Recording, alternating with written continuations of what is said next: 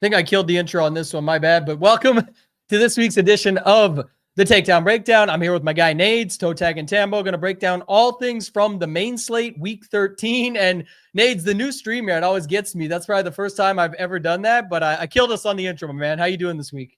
Hey, killed us on the intro. That's all right. Hey, we're reviewing week 13. Crazy number 13, right? Crazy slate yesterday. Crazy showdowns. Thanksgiving hangover, and StreamYard's still drunk as well. So hey, nothing bad to say there. Happy Monday. Looking forward to breaking this slate down. I think there was a lot of angles that people thought they knew, but then when we obviously go in and review it, there's some really clear angles that some people took advantage of, and some others didn't, right? In different ways to play the chalk. Obviously, we had a lot of chalk yesterday that most times, especially like running back chalk, things like that, are usually more set in stone than kind of wide receiver chalk and things. So overall, I think the winning lineups did a good job putting it all together. I know you were close. We'll do our best to kind of reverse engineer it, right, and break it down. Everyone kind of wonders why we do these shows, right? And no shit, it's easy to talk about a lineup that won, right? Because you knew how they got there. But we're trying to reverse engineer in terms of our process, right? Not the picks and the plays. You can go on picks and plays every single day, right? There's a million shows across the industry that talk on picks and plays. We're trying to figure out how to actually put the puzzle pieces together without actually focusing on the picks themselves. Yeah, 100%. And I think that's a good segue to what I'm going to talk about for sure, because we'll get to the perfect lineup in a second. Then we're going to look at the $20 Millie Maker winner. We'll look at the 555.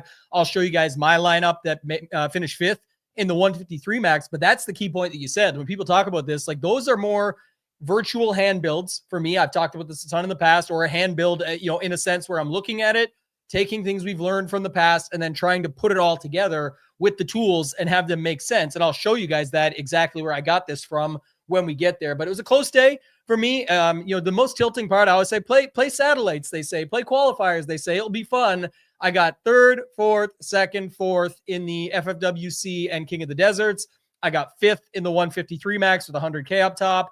I got 11th on FanDuel in the $55, but that was like anything goes my way at the end, it would have been much better. But you know what the sign says? Nobody cares, work harder. That's what these Mondays are for. So thank you guys for joining us. Tap that thumbs up on the way in. Make sure you hit the subscribe. We got a ton of free content. We'll be back this afternoon with Hoop, Title, and myself to break down tonight's Monday Night Football game.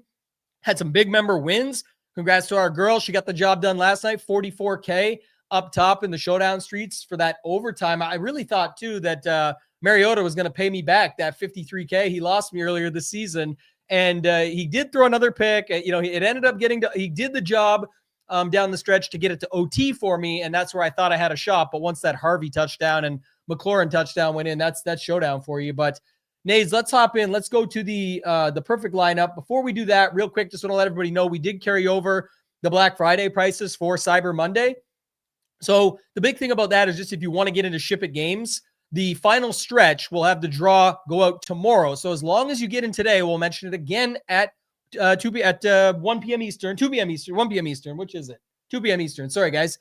But we'll mention it then. But you have to get in today to get in the final set of draws. So like if you get in for the monthly $49, even if you literally didn't use the content, you would still be involved in all the draws down the stretch for your chance at 85K cash and prizes. If you want to check it out, you can go to shipitgames.com. But all the deals are on the site. No code required. You just go to it under the single sport sign up and you'll be all set to go. All right, let's go to this Nades. We will go here. We'll go here and we should be all set. So perfect lineup. I'll let you run through this one, but Brissett, there's some secondary stacks. Take us through the lineup. I think it's a lot of things that made sense. And then you also have some good talking points when it comes to guys like Vile and, where everybody else was at and how this kind of lined up. But give me your thoughts on this perfect lineup. It did use the entire 50K. And just to note it, Nades, real quick, the $20 Millie Maker, I don't have it right in front of me, but it was nowhere near 226 at least. I know that much. Yeah, no, it wasn't. I think it was like 205 or 204 or something in that realm. So about 20 points off, basically. The Jacoby stuff, I'll start with Jacoby, right? The reason I think you could have got to a Jacoby naked type build is, number one, Trey McBride got a huge price increase. Number two, Marvin Harrison was coming back. Michael Wilson is still priced up like Marvin Harrison was out, right? So if you could play a team like this, right, Tampa Bay's a pass funnel. You know Jacoby Brissett's been chucking the ball left and right. You don't know where it's going to be consolidated outside of maybe McBride, which it wasn't until it was, right, late in that game. And McBride's $7,800, right? So you're saving $2,000 going to a guy like Brock Bowers as a one-off. So I think getting to a Jacoby Brissett naked team, you could have. Obviously, that's not how a lot of people build, but how it makes sense is with a quarterback that has an uncertainty situation that does have some sort of a rushing floor. The thing I like the most here is the Bijan and Adonai Mitchell mini stack. The reason being is nobody wanted to play Bijan at that price point, right? They're like, why am I paying over Achane, right? And I got Kenneth Walker, I got Kamani Vidal, I got obviously Achane, right? You can only play 3 running backs. There was other guys in that cheaper range, right? Guys like Travis Etienne that were getting played. Nobody was really clicking Bijan Robinson, but everybody wanted to be in on the Jets pieces, right? The reason Adonai Mitchell and Mechie didn't really get steamed too much is, number one, they're cheap, but not only that, there's 2 of them to pick from, right? And there's uncertainty there. We'll obviously talk when we get to the winning lineups. Some people that did unlock it, including yourself, right? And just pairing it with their cheap quarterback and saying for sub $10,000, I'm going to play this whole offense, which then allows me to unlock a ceiling of a guy like Bijan, right? Matchups, things like that don't matter with a guy like Bijan. He almost double bonused. He's always live to double bonus anytime he's on the slate, right? He is the pivotal part of the offense there. And you just had to bank on Atlanta opening their minds up a little bit and realizing that, hey, we should probably give this guy the ball and we might have a chance to win a football game here. So I really like that mini stack because I feel like a guy like Adonai Mitchell unlocks and speeds up the game quicker than a guy like Mechie would because of the downfield threat that he does display there. So I like that. The Vile, nobody was really going to any of the Saints value outside of a guy like Taysom Hill, right? Which was $2,700 at a different position. Taysom Hill came in at like 12% owned, right? Same team, different position, a little bit more expensive. And then you're not also playing the Jaden Higgins of the world. You're not playing the John Mechie's of the world. And you're going to a game right there where it's correlated. You could have did a skinny stack with Achane there overall. So I like the Vile play there. He's still been heavily involved in that offense. They're 5.5-point dogs in fair weather in Miami, right? Good warm temperatures. I know there was some wind, but again, the wind in Miami is different than the wind up in the East Coast when it's freezing cold outside. So I like that. And the biggest play I like here is the Devontae Adams play. The reason being is it leverages everything in that game, right? It leverages the Puka Nacua, leverages the Kyron Williams, and you save money, right? It's $7,500. It's $1,000 more than a guy like Nico Collins, who is the chalk receiver coming into the slate as well. And that allows you to go up and spend up and get a guy like Bijan, right? So I think overall how you could have come on this is just an overall roster construction wise of fading the fragile chalk, like the wide receiver chalk, playing a good play in Kamani Vidal, who was owned, but then it allows you to spend up and get different at a separator, right? Like a Bijan over. Maybe Bijan can eat Achane's lunch, right? In terms of overall ceiling on the slate, right? And that's how you kind of get yourself there differently. So I like that overall. And then spending up at tight end when most are spending down, right? And playing a guy like Gadsden, going up and getting a guy like Brock Bowers, who has Greg Olsen now as the offensive coordinator there. If anybody realizes Greg Olsen was a really damn good tight end himself, you have to realize and believe that they're just going to leverage and lean on their best player. And you saw that, especially late in that game when they were just force feeding him in the red zone late.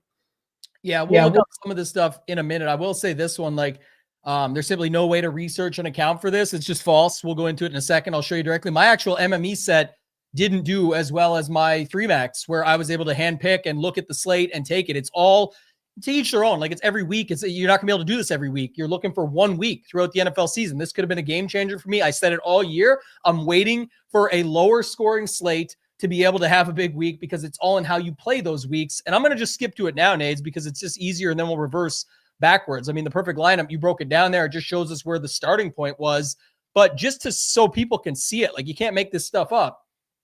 This was my 5th place in the 153 max yesterday. It was a Tyrod Taylor. I talked about this directly on the show yesterday, and I said you could play Bijan instead of Achane, opposite of Breece Hall, or you could play him because then you double down. You'd get the Breece Hall leverage in going to, and people could say whatever, like, these were higher owned for low priced guys, but their quarterback was 5%. Their combined ownership almost was less than Breece Hall's on its own. And then I played the opposite side at 12%. That was a slate breaker on this particular slate with Bijan. And then to get even more different, instead of pivoting, I played Bijan and Achane together. But if you look at the build, Tyrod, Mechie, Mitchell, Bijan.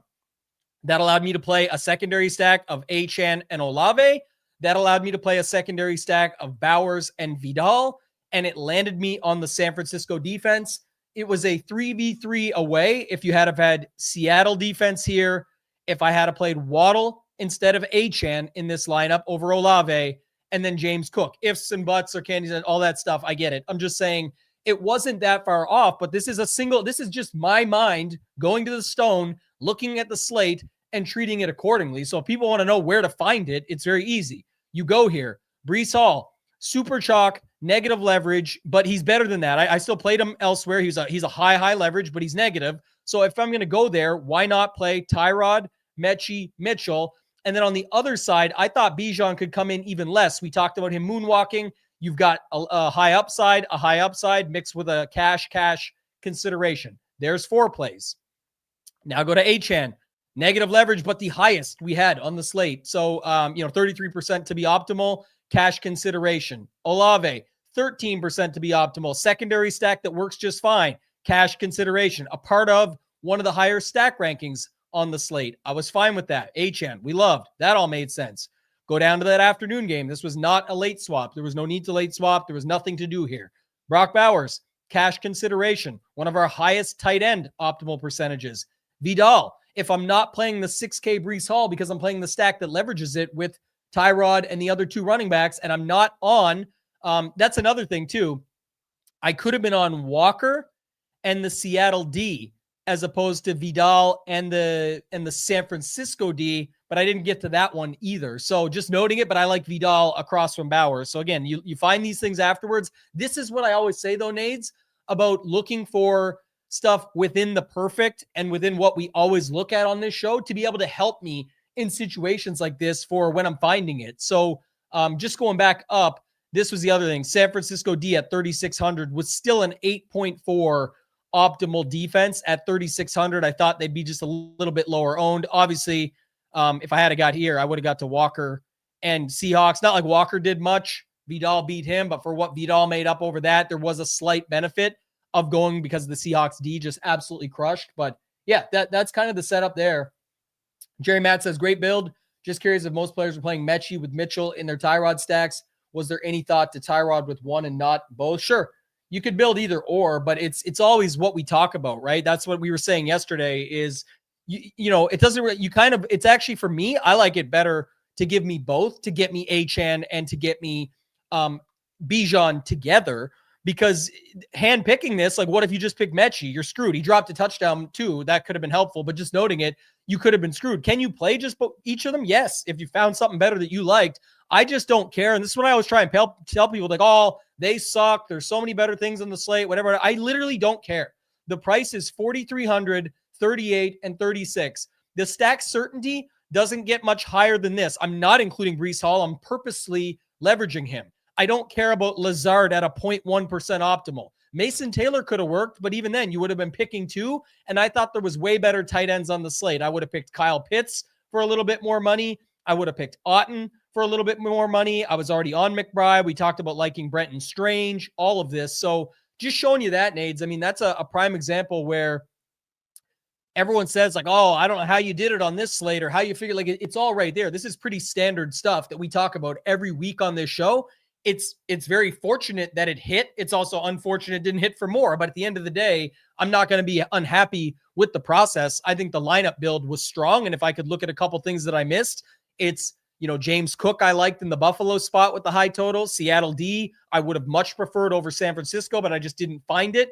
And I could have had it if I built it out differently, but I liked Vidal across from Bowers. So I'll let you go ahead. Yeah, no, I think this is a really good build. And to the point, right? So you look at Mechie, 14% owned. You look at Adonai Mitchell, 13% owned, right? 4 sub 4K receivers. That is pretty high ownership, right? We don't see that too often. But then you pair it with a quarterback, and together, all 3 of those, when you do it as a complete stack, 3% of, I think it's 3% when looking in this contest. So overall, you take that ownership and slice it like literally in a third. And Breece Hall came in at what? Breece Hall was like 36% or something in this contest, probably 32% in this contest. So it's the standard leveraging what you know is chalk going in with non-crazy plays that are correlated together. I mean, those two paired together are cheaper than Devontae Adams, right? In a timeshare with a guy like Puka Nacua and Kyron Williams and Colby Parkinson and all the offensive weapons to feed in that game. Obviously, Devontae Adams got there, so not just being results oriented, but you got to look at the salaries, right? Salaries matter. You got a sub 5K quarterback, 4,300 with rushing upside, and two cheap pass catchers that can get there on their own, but they can also help bring Tyrod Taylor along, or he can bring those guys along, and it leverages if those guys are getting there. Breece Hall, who everybody has, right, or has Breece Hall and maybe one of the receivers, you're leveraging all of that on the slate, right? So it's not about just being results oriented. It's about leveraging what you know is chalk going in. You know, Achane's chalk going in. You know, Breece Hall are chalk going in. Those two running backs right there were coming preloaded in majority of people's teams overall, along with Gadsden. So now you're not only doubling down, you're going up at tight end. You're now leveraging Gadsden with Kamani Vidal, unlocking a ceiling of a guy like Brock Bowers at the same position. But now you're fading Breece Hall at the other running back position as well with the passing stack. So that's kind of how you can talk through it overall and get there. And even if this lineup took last place, right, the thought process is there and it makes sense. And it could have on any given Sunday got there like it almost did for you yesterday.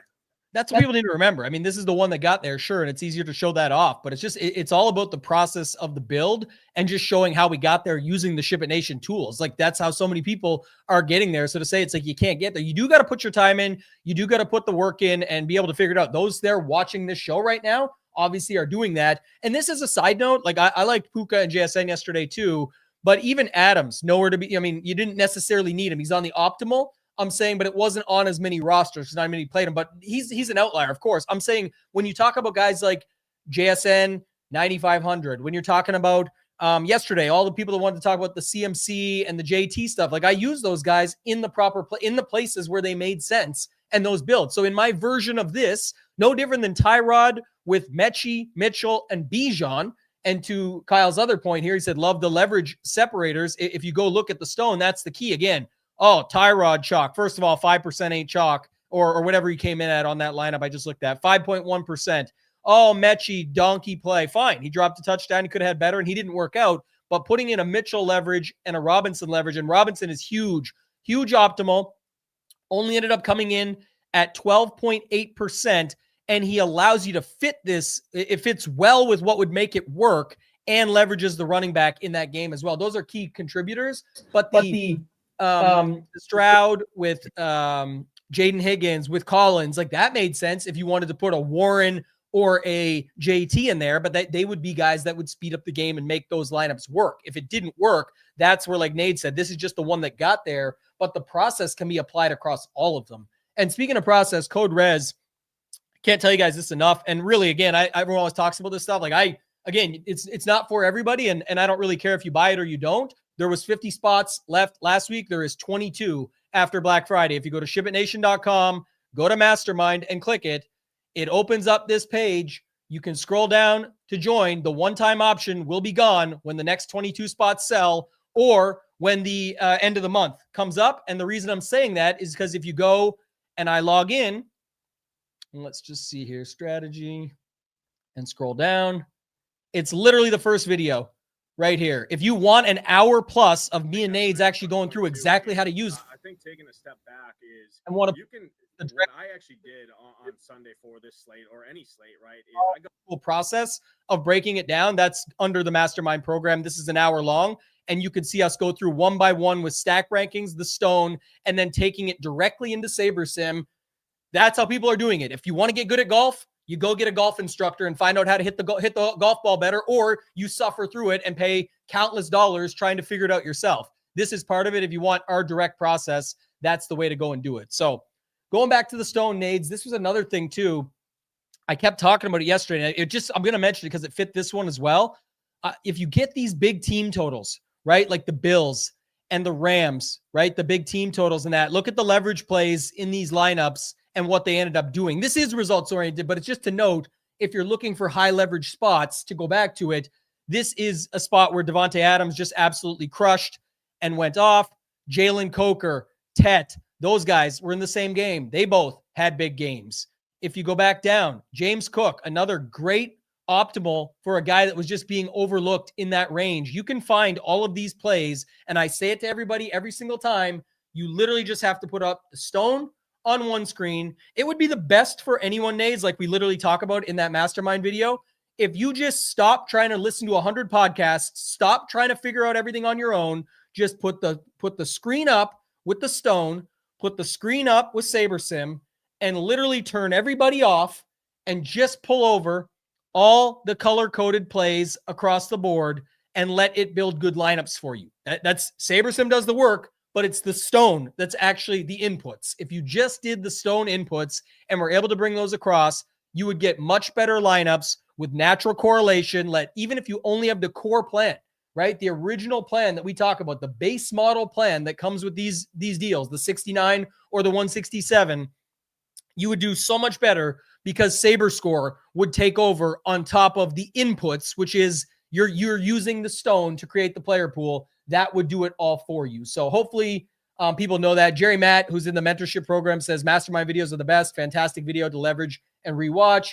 Another vouch for Mastermind. How do you reconcile projections versus putting your lineup together? That's actually a good question, Steven, but it goes back to what we always talk about, Nades. I'll let you talk too on it, but that's the virtual hand build of it all. And that's what I'm saying. If you took the stone as your inputs and then let the outputs be the result of what SaberSim gives you based off the stone and our projections and ownership, it would put it together for the type of tournament that you're playing in. Then you could take it and either finagle it and say, well, I kind of like that one, but I really just want to see what happens if I change this, and reconcile your projection right there because you know what you're giving up or what you're gaining. That's how you do it for that. But go ahead, Nades, if you want to take anything from that. Yeah, I mean, I don't really think projections matter as much when you're building a pool like off of the stone, right? So, I mean, I literally do this. The only really show that I listen to is your guys' show Sunday, because obviously I like to hear your thoughts because you look at the stone and title and hoop do as well, right? And kind of make your thought processes around that. I mean, if you look at the top scores yesterday, there was only one player in the top 10 that was not color coded in terms of actual scores that they dropped on the slate yesterday, right? Just from the wide receiver position alone, not talking the rest of the position. So wide receivers, 1 out of the top 10 top highest scores on the slate yesterday were not color coded on the stone. If that doesn't tell you, and it's week in and week out like this, you can literally do that, put it up, run a set of teams, look at kind of what the SaberSim is doing for you in terms of putting those guys together. You can use that as a framework then to now, okay, maybe you're doing another correlation that Saber didn't do, right? So you take one guy out, plug it in with another color-coded guy, go back to the stone, right? Okay, it's doing this, it likes this, but I also want this, right? Because I know ball or I think I know this, right? And go to the stone, they're color-coded, they correlate, they're in a game, a target game, right? A high team total, and now you can do a virtual hand build off of what the foundation that SaberSim gives you. So I mean, there's not much more to say. We could review this every single week. I just grabbed the wide receiver position and saw 9 out of 10 are color-coded, either cash consideration or high upside plays on the stone, and you're not getting off the wall playing a bunch of randoms. Yeah. Couldn't hammer this more. Like, this is the whole point of the paralysis by analysis thing. I mean, even if you canceled, I don't care. Like, I tell people this all the time, like, watch whatever you like, but I would watch people that actually play DFS for significant amount of money because they have the highest level of care around what they're doing. And the people that are making the most money playing DFS are the ones playing DFS. That's why we talk about a Ship It Nation. It's not who to play, it's how to play. Mastermind backs that up even further. Like, we have everything available for you to do this stuff. But the problem is too many people want to put their own spins on everything. Like, they want to listen to 10 different podcasts and then don't know which, then they've got 10 to 20 different quarterbacks to limit it down. And that's the other thing. Let me just show this. Let's go back over here. This is the $20 Millie Maker. Congrats to B Mosley 24. We'll get to that lineup in a minute. 205. It was quite the spread after. I mean, not much to second, but 202 down to 197. But look, Jacoby, Tyler Shuck, Tyrod Taylor. I think we saw Stroud down here. Tyrod showed up on a bunch, but so Jacoby was up there. Tyler Shock. It's the cheap quarterbacks that made it all work. And that's a product of how the slate played out, certainly, but also just looking at it, it's like, that's why when people are like, oh, but they suck, or, but, oh, they're horrible. It has nothing to do with that. It's all what they make work. They're still a QB1. They still get to play 4 quarters. It's like in the PGA DFS streets for anybody who plays that in Showdown. I mean, you could leave if Patrick Cantlay is 10.5K playing in the 30-mile-an-hour winds in the afternoon. I don't give a shit. You know, if he's 8K, there's still guys in the 6Ks that play first thing in the morning that can beat him. They get the same 18 holes. They get the better conditions. It's not even really about the price or the caliber of the player at that point. There's something that it makes the lineups work for the scenario of what you need. And that's kind of the thing. And yeah, this is another thing. I don't think it's different to say that we've seen this in the past. Like, the reason 2 tight ends started to be a thing originally was because they wouldn't adjust the prices on it. You do need to know the scoring rules, which most do by now, and you do need to adjust your play for the scoring rules to recognize that the expensive quarterbacks typically are, you know, either not getting there or only putting up scores that others are equaling or getting crushed by point per dollar on somebody that's like Jacoby yesterday. How did he get there? It is garbage time. They count the same. Garbage time points count exactly the same as scoring them in the first quarter. It doesn't matter when you get them, as long as you get them. So just got to keep that in mind. I'm Steven, says, how do you do that with 100? Talking about reconcile. Again, this is why Nate said he's not saying projections don't matter. He's saying when you already have my example of the stone, mixing it with SaberSim, and then letting it do its job. People always say, well, SaberSim gave me this. Your inputs are your outputs. SaberSim is an optimizer. It is taking our projections, our ownership, and what you're selecting as your player pool and any rules and settings you put on top of it and giving you the outputs. Did it physically provide them to you? Yes. Does your vehicle go to the grocery store when you say go to the grocery store? No, it goes there when you either drive it there or these days if it drives you there. But that is the output was still you drove, right? You still had to drive your vehicle there. You were the input. The vehicle was the output. That's the same setup here. It's what you put in is what you get out. So if you have 150 or 20 max or whatever that is, you need to trust your inputs first. But like I always say, that's a huge component of something I talk a ton about. And I used to be very at fault for this, Nades, back in the day with my school and my grades, is I would give the essay the day the essay was due, and then I would get the bad mark the day the marks came back. And what was why was that happening? Well, it was because there was no review before I submitted the essay. I just did it to complete it. And then I wondered why I had a bad grade. In that case, it mattered because grades were important and da-da-da-da. I'm not going to go on a long-winded rant. But in this case, it's your real hard-earned dollars and money that you're putting in. And there's still so many people that aren't reviewing their inputs before they accept their outputs. And then they just chalk it up to another bad week or, oh, another shitty slate or, oh, this sport sucks or whatever. These people just never have anything to show for it. But who knows what the work is they're actually putting in. So can sound however you want to, take it. But for me, that's the important piece to this is you do get out what you put in. You got to put the time in. Anybody here watching this likely cares about this stuff. So that's why I bring it up here more than anywhere else, because most cases people just want the picks. They just want the core plays. They don't want to do any work. And that's really what it comes down to. Those putting in the work are those that are winning at DFS. That's simple. All right. Let's look at B. Mosley's lineup here. Nade's pretty good one. Jacoby, naked. 5K for Stroud, by the way, where you could pick up $800. I'm not sure in this lineup, to be honest, exactly where one might spend it. I was trying to look. I thought there was a tight end. I guess it would have been Gadsden if you wanted to put Gadsden in for that five, but even then that's 8 would go to 60, would go to 4,600. So you'd still have $300 left on the table, but give us your best shot at this one. It is interesting. It had Nico and Schultz with no Stroud, but Jacoby naked on this slate maybe could be a thing as well if you didn't want to try and pay up for McBride. Yeah, so I think so. This build right here, right? You're not playing. So okay, Nico, Dalton Schultz are good. Most people that are playing those are playing it with CJ Stroud for $800 cheaper, right? But in a build like this, you're just saying Jacoby straight up beats Nico or straight up beats CJ Stroud. You still got the two guys that are most likely going to be attached to CJ Stroud for the most part. I know Higgins and that, but you're saying, okay, I'm not playing Higgins in this lineup. Adonai Mitchell is going to beat Higgins straight up, right?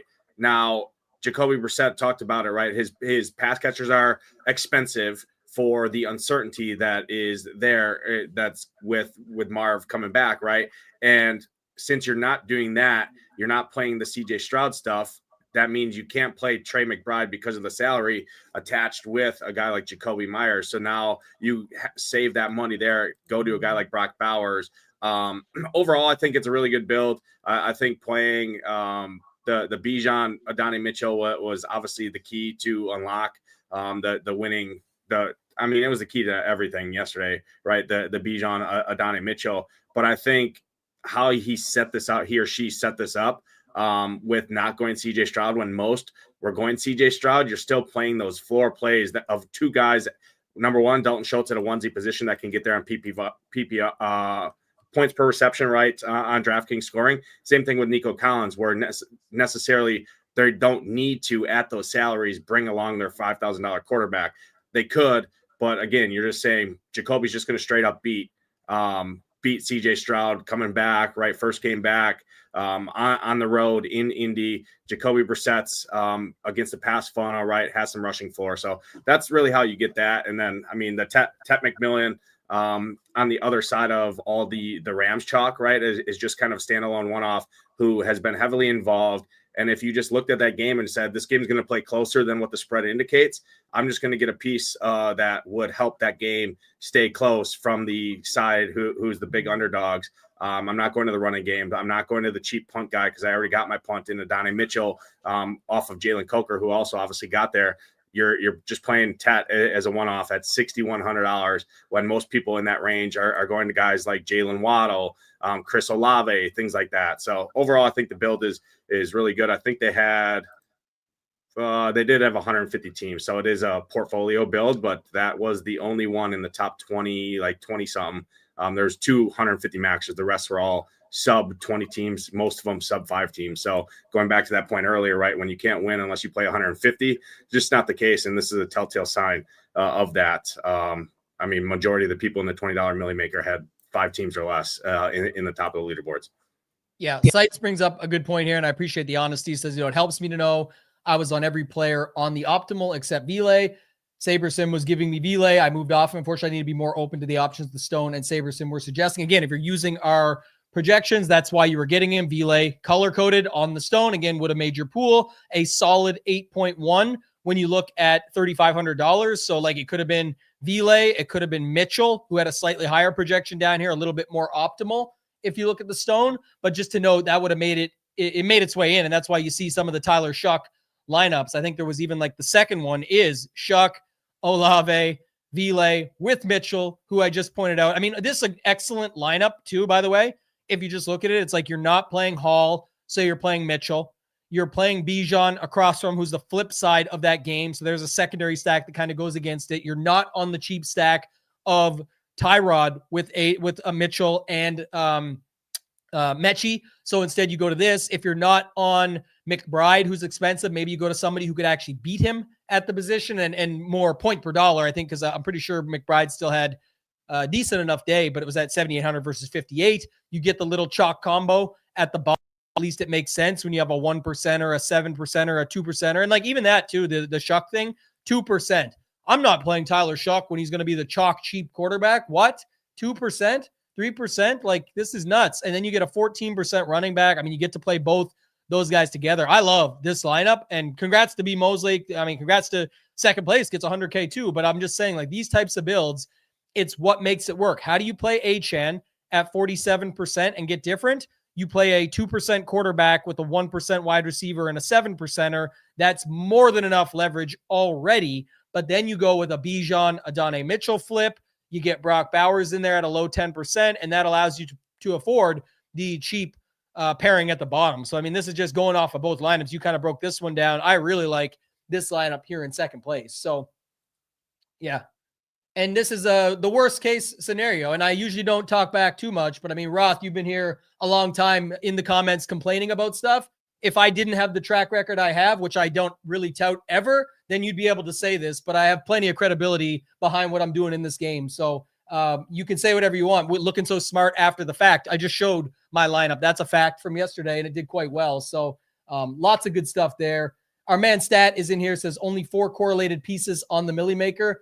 Could you get there? Of course, but so much harder when building that way. Second place made much more sense. And that's what, I was just showing this off. I think, again, when you're building out of a portfolio, I don't think you're, not going to get stuff like this. I just think it's interesting of like this lineup, like the Chef Frank version seems to be more correlated and makes sense with it of like, again, doesn't matter what makes sense, what wins, but just showing like the Stroud, Collins, Higgins, I'd be more likely to build something like this, I think, where you're going to see, and then you've got the Bijan, Pitts, Mitchell as a way to attack that game. You've got Devon Achane, you've got Brock Bowers, and you land on the defense going against this undrafted free agent guy that, ended up being like forget who that quarterback was a few years back, but it's the guy that played the Chargers, whatever. I think he played for Buffalo, Nathan Peterman or whatever, threw like 5 picks in the first half. It was just saying it's one of those things, right? So, that one makes sense, but that's why I like this lineup. This guy here, Perez, really sharp player as well. I know, speaking of Stat, I know he's over at the 1 week season community, another community that focuses a lot on how to play the game and has success there. His lineup was a Tyrod Taylor, Adonai Mitchell with Bijan. This kind of goes to what Jerry Matt was talking about earlier, Nades, where you see him sort of split it up that way. Secondary in Bowers, McConkey. Flip the build a little bit where if you're going to play like a Seattle with Walker and use the salary up, why not play a 4th wide receiver? You get Devontae for a more balanced build as opposed to JSN, who you're on Walker in the D already, or going to Puka. And it lands you on Alec Pierce, who's interesting because he's opposite of Higgins, a little bit more, opposite of Nico Collins, a little bit less. That sort of allows you. So another really sharp build here, I think. Did you have anything to add on this one? Yeah, no, I think these, so like when we go to exposure and we look at Perez played 13 teams, the guy in second or a girl in second played 1 team, right? Jay Snides had some really good rosters, played 2 teams, right? So we can look at those. Obviously, those are going to be a lot easier to review from a process standpoint to reverse engineer, right? Because it's not part of a portfolio, whereas B. Mosley had 150 builds, right? So this is just a product of his portfolio and his pool that he created, and it's just the outcome and the results overall, right? But there is obviously still throughout process. So I think reviewing the more hand build stuff, like probably a Perez is well with only 13 teams. I'm sure they used an optimizer to an extent, right, to kind of virtual hand build. But these are a lot easier to review, and I really, really like this lineup a ton. The second place and third place lineup. I talked about the Devontae Adams leveraging the Puka stuff, right, and just going a more balanced route, right? You're not playing. I think another thing too is most people that are playing a spend down quarterback and a spend down receiver is kind of a combo pack there.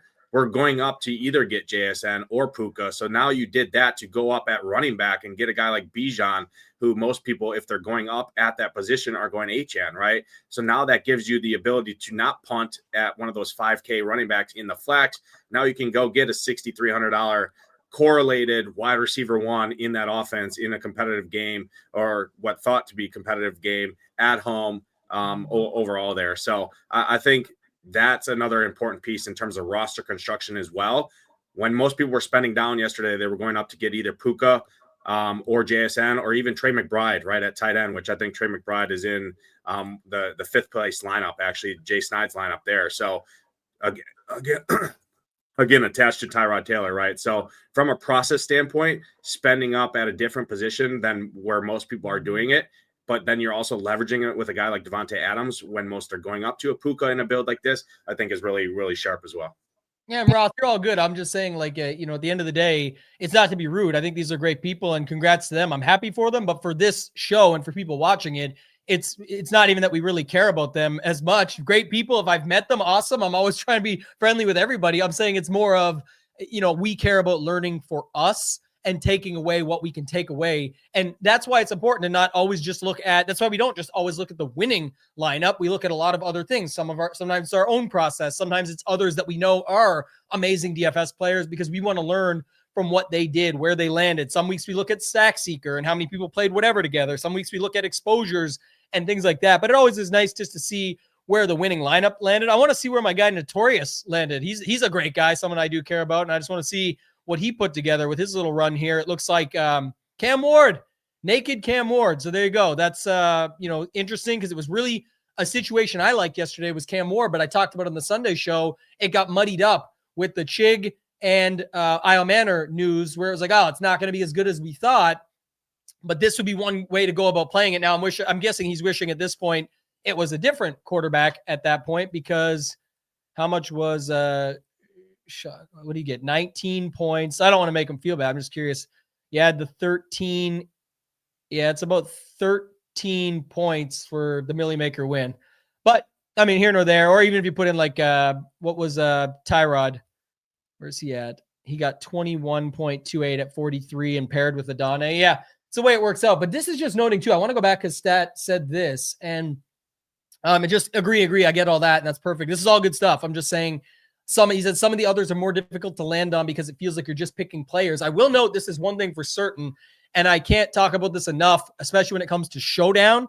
But it's from my man Hoop, man. He's brought this up forever. And I know, he's won the Millie Maker with a super overstack of a game as well. But it's also the opposite of that too. I think a lot of people are ruling themselves out of things, especially when some of these offenses this season, and we've seen it a lot on Showdown slates, they're just so spread out that I think a lot of people are ruling themselves out by forcing the old age 3-1 stack or something like that, thinking that's what you need. It doesn't always require that, right? You don't always need that. We see it here and like it, where we're like, well, it works just fine on this one, but then you see it here where it doesn't work. And that's results oriented to what we're seeing. I'm just noting it of sometimes you don't need that. And an optimizer that you just set it up, you don't put all that stuff in. A really good optimizer, something that accounts for these types of things like SaberSim, that's a huge difference versus the optimizers where you do need to put all these extra rules in and force them and things like that. So I think that's another note for sure. Yeah, another thing too, I think, so Noto had just one team in there. I'm assuming it was just his main team that he played everywhere yesterday. And I think the reason and the interesting way that he did it was he played 3 spend ups at their positions, right? 2 spend up running backs and the ceiling guy of Trey McBride, where there was only 291 lineups out of 147,000 that did that, right? Because most people were playing the one Breece Hall, right? The spend downs with Achan. He's not doing that. He's doubling down and spending up at 3 positions, which then allows him to go get the values as kind of one-offs to make everything work. So I think that was a sharp move in a field like this that he knows he's up against. Just going and saying, hey, Bijan has a ceiling. Trey McBride has a ceiling and Achan has a ceiling. And then I'm just going to use these value plays to unlock that ceiling and just say that Seattle defense, right, is just what I land on against a QB that they picked up off the streets, right? That was a walk-on or like a waiver sign, right? He was like, he didn't even start. He wasn't even like anywhere to be found until their entire quarterback staff got injured or had JJ McCarthy had a little fit that he's not good at football and he sat himself on the bench. Yeah, this is possible. But I would say too, this is a tricky part of some people when they're building is like, again, it could be, I don't know if it was for him, but some people spend 49.7 to 50K. That wouldn't work because this would have left $600 on the table. Also, I know for those hand building out there, those trying to find that angle of attack, there was nowhere to go up at defense outside of the Chargers, but you're already on Bowers, so most not likely to switch from this. And then what sometimes happens, I'm not saying it would, but then it's like, all right, let me get Vidal in here.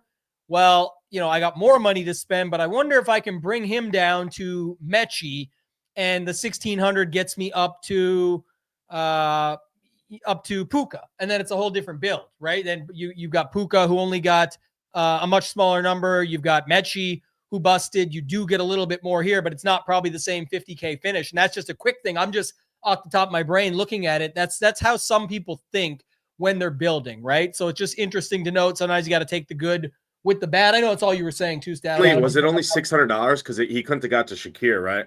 Shakir was 55. He would have had 5,400 if he went down to Vidal, right? Yeah. I just think we're going off of the back end of, if and again, Stat wasn't saying this. He knows quite well. I'm just saying he's looking at it from like if this then that. I wanted to tie it into my optimizer point because some people are setting it up for 49.5 or above. So one, that couldn't even have happened standalone. And then for those that are like, oh, it's just an optimizer, sure. But if you did it by hand even, it's very likely that then it's like, oh, well, if I got that much money, what happens to, I'm so close to Puka. oh, if I just take Pierce down to Mechie, there's my money. And now I've got $100 left over. And I've got the secondary stack. I've got the 3-1 with Tyrod. It still scores good. I'm just saying, I don't know the exact difference of Puka to Adams, and Mechie obviously did not do well. So, I mean, that would note it. And then the difference in Vidal, he would pick up some. I think he would still miss, and he could have been down somewhere in this lower end range. I don't know if we have a quick, probably not, because it's very likely anybody with Puka had a good day, but just trying to see it quickly if it was there. It's not there. It doesn't matter. Yeah, either way, good notes there. This was the point I was making too, Code Res, about, someone looks like a random, like optimizer with no rules run. You should be willing, again, depends on your optimizer. Certain ones I wouldn't want to do that with probably, but if your optimizer like SaberSim is accounting for, and there's not even a sales pitch, it's just a fact, Saber Score is accounting for the type of tournament you're in. It's using an algorithm to say, okay, this is what the field's doing. Here's where we're going to put your lineup and play against it. And that sets you up with what could be a better opportunity. So little things like that, if your inputs are good, you bring them across the way you want to bring them, it will likely pair up a bunch, like the secondary sack stuff that we saw, right? Where you could have like the Mitchell with the Bijan, or you could have the Vidal with the Bowers. You could have the good defense in there, et cetera, but it may still give you something a little bit more random. So the combination is in 46. J-Rock is the exact, basically what you were saying, right there. Yeah, very close. Puka was 13. Vidal 23, and then Mechie only 5. I mean, this was like a 5 versus a 17, a 13 versus a 23. You pick up like 10 here. It would have been a huge loss versus the 50K. And again, I know that's why we were just talking through it, but just little things like that you can note. I'm going to go to the 555 million here in a sec. Ending, really good player. Boy, Fantasin got second place. Congrats to him on another big hit. I know Shrek had a decent day. He's kind of probably frustrated like myself on a few spots. He edged me out for a 33-33 mega ticket. I saw that, but these are all the best players. It's Hishbu, Shrek, Utica. Our man M. Belman, I'm going to talk about in a second, who couldn't make the show today, but we are going to talk about his lineup for sure in a minute. McLovin, Coach, BK Ryder, like it's the best of the best up here. So awesome to see those guys. Real quick on this one, I don't know if there's many comments to have. I mean, it worked. I mean, it was 23.6 for Brissett. It was a 22-point day for McBride. McBride barely played until he did, barely scored until he did. Again, the points matter. Not like I talked about earlier, garbage time points count the same no matter what. But that's a prime example. This is one thing I want you to have as a takeaway, whether it's right, wrong, or indifferent. On what could be lower scoring slates, or what everyone calls harder slates. Like, even Jerry Matt says, I don't agree with the sentiment, was the slate was so random, how difficult it was, et cetera, et cetera. Maybe that's true. Maybe it is true, but I'll leave this one up because it leans more into this, but it's to what he just asked. You just have to play your spots. And I think people confuse that with like, oh, so you're saying I need to MME. We did say yesterday would be a much better day to have more lineups, but it just means in your 3 max, maybe instead of having 2 lineups really close and 1 different, you go 3 different. You could have played a Tyrod Taylor, a Shuck, and a Brissett. They all could have done good enough, and maybe one of them comes through. Like that's the case where my setup was. So I think the key to remember is that the McBride lineups either did or they didn't. If they didn't come through, those lineups were dead. And hopefully something else you have. Even if you're submitting 150 lineups, 149 won't win if you have the one that does win.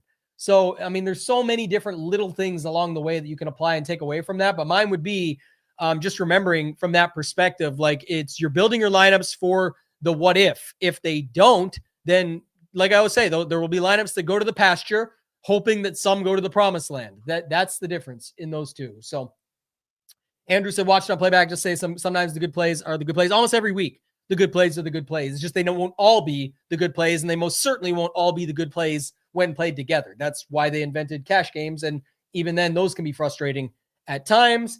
This can be frustrating at times as well. Shout out to our man Ryan, says that going for Josh Allen was going to work out well. He was only 12% in my single entry contest. I wouldn't say it's not sneaky. It's just when you're the only spend up quarterback, that's going to be the case. You have to remember again too, it's not about Josh Allen 12%, because like we always talk about, there's 88% of the room that walked out when we said who's on Josh Allen. But now start looking at the pairings with Shakir and with Knox and with Gabe Davis and Coleman and all that. Like nobody played really Davis or Coleman, Shakir a little bit, but just noting that stuff, you could look at all of that. So what else do we got?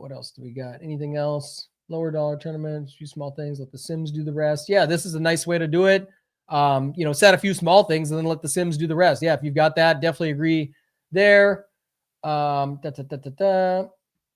the garbage time discussion equals the bogey free round. It's definitely that. It's like the points count no matter what. I can't stress that one enough. And then Stat says, tune in late. So you may have said this, but the key this week was the Bijan AD Mitchell combo. Yeah, we talked about AD Mitchell and his nickname on the show yesterday, and then he came through and got the job done with Seattle D because the very few you had to have those. Yeah, that's the product of those slates. Why I always say I like the slates that are more difficult or that are perceived that might end up being a little bit lower scoring, and that's what you saw in the 555 milli maker, Nate. So I'll let you take this one. It's going to be a similar lineup, but it's not far off from what we saw earlier. Actually, it might be almost identical to what the Perez lineup was over there because it's the swap, right? It's the Tyrod Bijan, Mechie Mitchell. It's the Kenneth Walker with the Seattle D. It's the Bowers Vidal and plug in Puka. This lineup, did not do 205 points. That you needed to take down the $20 milli maker, but that's typically the case in these 555 milli maker type tournaments. So I don't know, Nades, this is a pretty standard build. Tyrod at 3. The 11s in this are kind of like whatever, because there's 90% of the field not playing them. And then how many are playing them together, et cetera, et cetera. But anything to add on this one? It's just to what Stat just said. Here he is. I think Bowers mattered quite a bit. I think Bowers mattered because he got you to Vidal in a lot of these lineups too. So just little things like that. But yeah, 12%, by the way, on Seattle is crazy for this. I thought it would have been like 20 to 30. Yeah, I thought, I'm kicking myself. I played a lot of Seattle. I should have played more. I just knew going in. I mean, Seattle's already been a good defense. Now they're playing a guy that couldn't make any teams and like basically walked in off the street out of necessity, right? And everybody, that was a way to slice into Kenneth Walker, right? People knew and wanted to play Kenneth Walker, but playing Kenneth Walker with the Seattle defense in this tournament, there was only 5% of people that did that. 273 lineups, which still feels like a lot, but then when you start adding in the additional pieces, that's where obviously you leverage yourself. But overall, really, really good build here. Most playing Puka, right? Because you're playing the Kenneth Walker defense, so you're not playing JSN, you're not playing Trey McBride, you're going to another guy to unlock a ceiling or potentially outbeat Trey McBride straight up, let alone the $2,000 savings that you're saving there. And then Mechie, you don't need everyone to get there, right? As long as it's correlated to your quarterback. And yeah, it could be Adonai Mitchell, but you look at the two of them, right? They scored 32 points for $7,200 or $7,400. So they scored 30 some points as a combo pack for $7,400. That's higher than any other wide receiver or any other spend up on the slate, including Bijan scored as a combo for cheaper. So, yeah. And the other thing too is just looking at it like the setup of like, just a reminder again that you can't always play everything on the slate. Like there's no Miami, New Orleans in this lineup. There's no Buffalo in this lineup. So it's like you can move pieces around, but it's just, go ahead. That's another really good talking point too, because when people weren't playing HN, what was the most common way to leverage the HN was going to Jalen Waddle, who picked up a ton of steam at wide receiver in that 77K range. I think what was Waddle's price point? He was like seven something or upper sixes, wasn't he? Something like that. So that's another thing too. When you look at that, when you're not playing HN, the most common thing for people to do was go click Jalen Waddle at $6,800. Now you're not doing that. It gives you the freedom to go all the way up to a Puka, who obviously didn't get there, but it's just a process of the build in general and the thought process about what you're kind of fading. And it doesn't mean that you also have to just leverage it with a guy that's also commanding ownership. It'd be different if we knew Waddle was projecting to be like 3% owned compared to 20% owned, right? So you weren't even really getting different there. And also, too, like I'm sure today, Ending doesn't give a shit that Puka only got 13 points because the $1 million still cashes in just nicely for him. So it's like one of those things where when you build it, remember, people say, imagine if we had Adams there. It doesn't have to imagine because it wouldn't have changed. It would have still won him the same $1 million he won without him. And that could have changed other factors within the build. So you just got to run with it, hope to get the most out of it. And that's kind of the setup here. And it didn't matter that Puka got 13 or that Mechie got 5 or whatever that is for this particular lineup. And this was interesting too. I did see, was it after the game yesterday? It was like, I I don't know why I saw this. Must have been on Red Zone. They were showing it off, but like McConnell goes over and says, "You've been fun to watch. It's been fun to watch." It's like, yeah, it's unfortunate you have to watch now because that's like Ryan says, now it's Darnold and JSN, just combo pack of those two guys going off together. So yeah, certainly something when it comes down to it. I'm going to look at our guy, Matt Belman. I'm going to look at his lineup in a second. I want to see my guy, Fantasin, though. His was a Chuck, Olave, Vile, Achane with Breece Hall, Devontae Adams, Kyle Pitts. This is interesting. I like the Breece Hall, Kyle Pitts little combo pack, double tight end with Brock Bowers, Seattle defense, 49-8 in that lineup. So yeah, solid build there. Not much that I've got to add on this one. I think if you went with that stack as a way to get different with Achane, who got even more popular in this, that was the thing too. Like again, when people say Achane, first of all, the number one thing we said to them yesterday on the show, Nades, you talked about watching it, was do not complain that even though this guy has negative leverage, and again, it's not like he crushed and broke the slate. He actually wasn't even needed on the optimal stuff or on some of these winning lineups, but just noting it, when you're wondering if a guy's a good play, that's why it's nice to have the stone. You could just see the optimal rate right there, regardless of ownership. It looked pretty good. We had talked about that.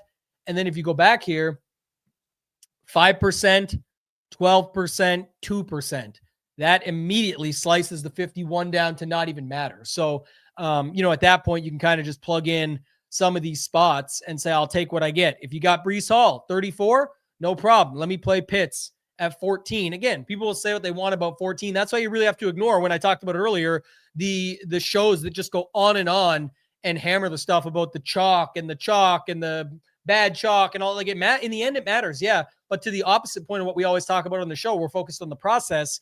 It's like, it's all how you put it together. We can't state it enough. If everyone's just talking about who to play, and not how to play, run. It does only, like, that's why people that don't even know anything about NFL are crushing NFL DFS and winning all the money. I can't swing a golf club for the life of me, and I've won a ton of money playing PGA DFS. I literally suck at golf. I tell people, I was like, oh, you getting a simulator in Tambo HQ? No, I wouldn't even be able to swing a club on this thing. I played golf like twice in the last 5 years. It's freezing cold up here all the time. You got to play a lot, as you know, Nades, to stay good at it. You like to get out on the links. So it's the same thing. You just got to learn about playing the game. That's what I focus on. That's what the people here are focused on. Stick to it. All right. This was our man, M. Belman, Nades, who couldn't be with us today. Should be back next week, ready to roll, but we wish him the best today and want to make sure we're still diving in. He had a close call with the Millie Maker. He hit me up and said the Mechie drop TD was quite expensive. There was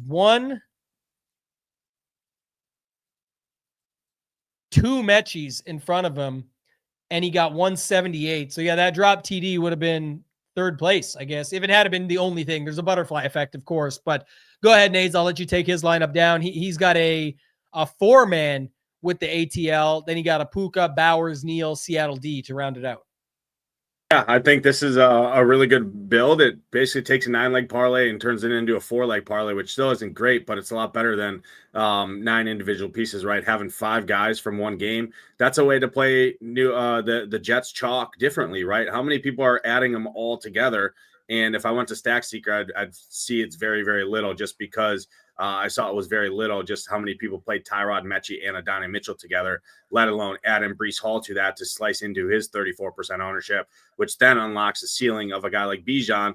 When you're not playing Achane, you're playing Bijan for $200 more expensive. There allows you to play a ceiling, right? Because you're going in on a cheap stack, a ceiling potential of a guy like Puka. And then the spend up tight end, right? When most people are living in that 4K range, Kyle Pitts in this tournament, Gadsden, Jawan Johnson, Dalton Schultz, all of those guys are 3,800 to 4,200. You're going above that to a guy that does have a ceiling. And then you're just playing the Devin Neal opposite side of the Achane chalk when you're already up, overspending, going up to Bijan in the same Achane realm. Going to Devin Neal on the other side of that game, I think, is very sharp. And then just landing on Seattle defense against, like I said, the quarterback making his first start ever in the NFL on the road in Seattle, which has already been a good defense. Yeah, this is really, really good that you said that point, because I wanted to add that for sure. If you didn't, was like the Bijan flip with Neal. It's like you go to the opposite side of that game, and people like this is what I always talk about when people don't see it, or they're like, I don't even understand what Neal has to do with Bijan. it's you're double leveraging because Bijan was $200 more than Achane. So you're hoping it's him instead of Achane. And if that's the case, what would be something that would cause that? It doesn't mean you can't have both. I'm just saying it is a thoughtful thing to say, okay, I'm going to put Neal on the other side of that game now because that could be what ends up flipping the build there. So you kind of combo it up. And then it's like, if I'm playing Bijan, what would that do? Well, that could speed the game up for all these other guys. Who's really playing Breece and Bijan together, let alone all the pass catchers? It gets me one of the best receiver plays on the slate, him or JSN. I think Puka was the one that stood out because most were getting to something different there. And then maybe Seattle defense makes it so they're doing all the hard work, and that gives shorter yardage or not as much opportunity for a guy like JSN or things like that. So really, this is just a process piece where when you think about it, it's like a build that makes a ton of sense. It just didn't get there. Like, what else can you do? I can't go back home and say, damn, I could have built this better or different. Besides being results oriented on paper, I really like the build. It just didn't fully work out. Neal started super slow. Mechie, like you said, the drop touchdown. Breece Hall didn't have the full setup there with only 15.6. It was good, but not great. So great build by our guy, Mr. M. Belman, with another good run, another profitable Sunday. But no Millie Maker takedown yet for this one right here. So anything else you got to add there, Nays? Or anything else just like Stack Seeker. So 16%, 785 lineups played Achane and Breece Hall together, whereas 139 lineups played Breece Hall with Bijan. It's just a simple flip, right, for $200 more. I think is very, very interesting there. And then he's also, Devin Neal is also $300 cheaper than Kenneth Walker, right? Who most people are playing. If you look at Kenneth Walker and Breece Hall, 409 lineups played those guys together, let alone almost all of those that played those two unlocked the ceiling of Achane up at the top. So then when you drop that down to a guy like Bijan, you're looking at 16 lineups. Obviously, that's not what he did here. He didn't play all three of them together, but that's how Devin Neal also leverages Kenneth Walker in the flex, who also could be there with Kenneth Walker, scored 10 points, I think. So they basically were a wash for each other, and it would have been a lot more ownership overall for the roster. You want to tilt them for the Millie? Oh boy. put in Vile for 3,500 right here instead of Mechie and instead of Neal, and it gives you the 300 to play Walker with the Seattle D. And I think that one's pretty much the same, but what did Vile score? 23.3 over Mechie's 5. So yeah, you would have had the Millie right there, right? If you just swap Neal up $300 and see what that does for your lineup, maybe you say, oh, I'll drop Mechie down then and just play Vile instead of Neal. Same game, same type of setup and run it from there. But again, that's the funny part of it all. It's not making fun of or making light of it. It's making sense of the process. And I wouldn't have seen that or done it either. And now you can see it after the fact. That's always the part where you realize how close you really could have been and how you were thinking about it. And could have still went his way. Like I say, Mechie alone, catching that touchdown would have been a third place up there. And then beyond that, anything else could have happened. So congrats to our guy, Belman. I like this comment. Other sites might not bring this stuff up because they think it's like part of their business or whatever, but this is literally the best. This is like the epitome of what we wanted when we started Ship It Nation. If you're using core plays anywhere and just using those, does it make your life easier? Yeah, you don't have to think as much. You can just go plug them in, but it really doesn't help you build your own process or make it repeatable. It's meant to be. The reason we offer them is because there is people that say, hey, look, I'm working a full-time job. I'm not available 24/7. I still want to get a little sweat on. Let me trust people that are putting their hard-earned dollars behind their options and reading the stone and putting it all together. If you read my Slate plan on the site and then check out my core, it's all stuff you would find in the Slate plan on the stone. I'm just moving it over to make it more digestible for somebody and faster. But I love this when he says, I used to only look at Hoop, Tambo, title scores, and build lineups off of that. Not to sound bad. I mean, I think he means not to hurt our feelings, but I don't even look at them anymore. Much more fun having your own process and Ship It in Mastermind to help you find that and just using the tools. So awesome for Andrew. Love to hear that. That is really what we always, our man Kyle says, love to hear. That's what everybody here is kind of doing. Last one, I guess, came up. Ryan brought this. We'll hit this, and then we'll get out of here, Nades, but just brought up with the Brock Bowers thing. I liked him just because a couple things. One, $5,800 for Brock Bowers is a pretty good spot if you were already in on that game. And the fact that if you weren't on McBride, again, my McBride lineups were tied to Brissett. So in my non-spots like that, I'm going to spend up on the Bijans and the Achans of the world and the wide receivers. I'm probably looking for something down below. It's if you really didn't like the cheaper guys. And then the other thing, I think you talk about this a ton, Nades, but flip side of Gadsden, who steamed up, and it's like the opposite side in the same game for a guy that you just see have a way higher ceiling in reality. And that catch he made was incredible as well. There was a ton of good catches yesterday between Puka, Bowers, and then Treylon Burks, the little OBJ at the end of the game last night. But your thoughts on Bowers yesterday?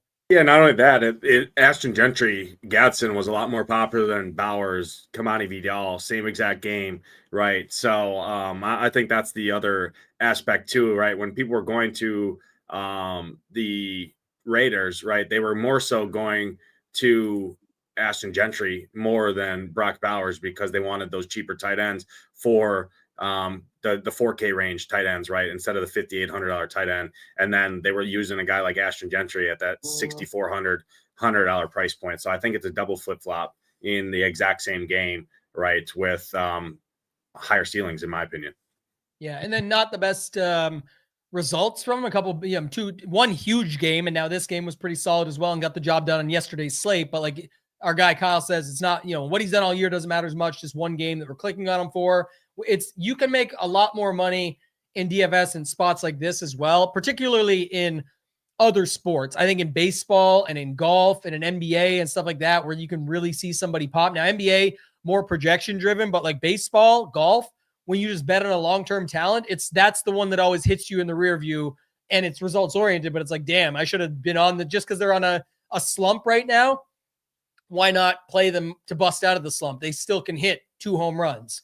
Or like the same thing for golfers. It's like a really good golfer gets priced down, but people are like, I'm not touching that with a 10-foot pole. I've got shiny new toy guy that's a little bit more money and he's been on a hot streak. Let me ride him. I get it, but it's like when you have the other guy, you're going to get the lower ownership, and that's where you want to take it on. In this case, if you thought he was expensive for what his results had been, you'd be paying up for the probability. He's not super high owned, but he's capable of that kind of game.